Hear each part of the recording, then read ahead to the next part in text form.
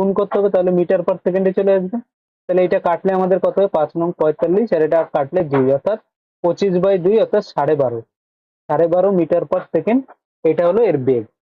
তাহলে এখন কি সেতুটির দৈর্ঘ্য বের করতে হবে।